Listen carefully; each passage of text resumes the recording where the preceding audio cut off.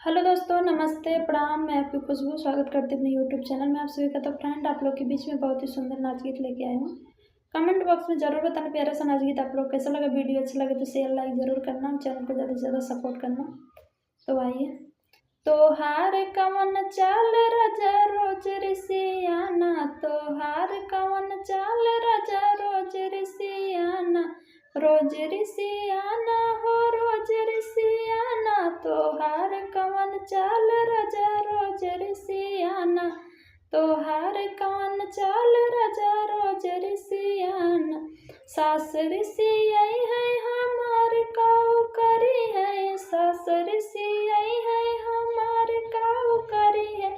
बहुत करी है हमारा लालन ना खिलाई है, बहुत करी है हमारा लालन ना खिलाई है। तोहार कवन चाल राजा रोज रिसियाना, तोहार कवन चाल राजा रोज रिसियाना।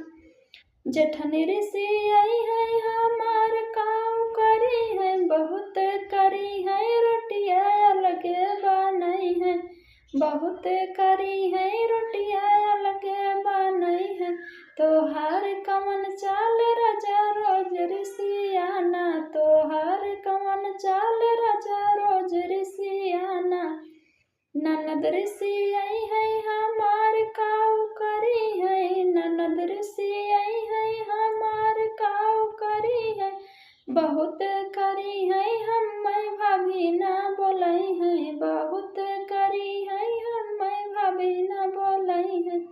तोहार कवन चाल राजा रोज रिसियाना, तोहार कवन चाल राजा रोज रिसियाना। तो हमारा प्यारा सा गीत आप लोग कैसा लगा कमेंट बॉक्स में जरूर बताना।